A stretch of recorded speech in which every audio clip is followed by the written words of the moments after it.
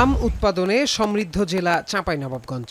চলতি বছর জেলায় প্রায় 37,500 হেক্টর জমিতে আমের চাষ হয়েছে, যেখান থেকে উৎপাদনের লক্ষ্য ধরা হয়েছে 3,86,000 টন। বর্তমানে এ জেলার আমের বাজারজাতকরণ শুরু হয়েছে। রোববার দুপুরে জামতলা এলাকার এক ব্যবসায়ীর বাগান থেকে ইংল্যান্ডে পাঠানো হয়েছে 1 মেট্রিক টন খিরসাপাত আম। আশা করছি আমরা এই বছর এই খিরসাপাত এরপরও আরও 2-1টা চালান দিতে পারবো এবং পর্যায়ক্রমে আমরা বাকি আমগুলোও দেব। এই আমটি ঢাকার এক বায়ারের মাধ্যমে আমরা রপ্তানি করছি এবং পর্যায়ক্রমে আরও করব বলে আশা করছি। চাঁপাইনবাবগঞ্জের আমের রপ্তানিতে খুশি এই অঞ্চলের আম চাষিরা। এতে তাদের মাঝে উৎসাহ বিরাজ করছে। বিদেশে রপ্তানি বাড়াতে চাষিদের সব ধরনের দিক নির্দেশনা দিচ্ছে কৃষি বিভাগ।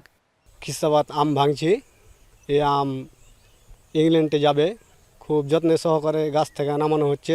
এই আমটা দরকার, ভালো কোয়ালিটির মানের আমটা আমরা চেষ্টা করব দেওয়ার জন্য। গত বছর চাঁপাইনবাবগঞ্জ থেকে 133 মেট্রিক টন আম রপ্তানি হয়েছিল, যা এবার বাড়বে বলে মনে করছেন সংশ্লিষ্টরা। সরকারিভাবে আগামী 28 মে থেকে শুরু হবে বিদেশে আম রপ্তানি কার্যক্রম।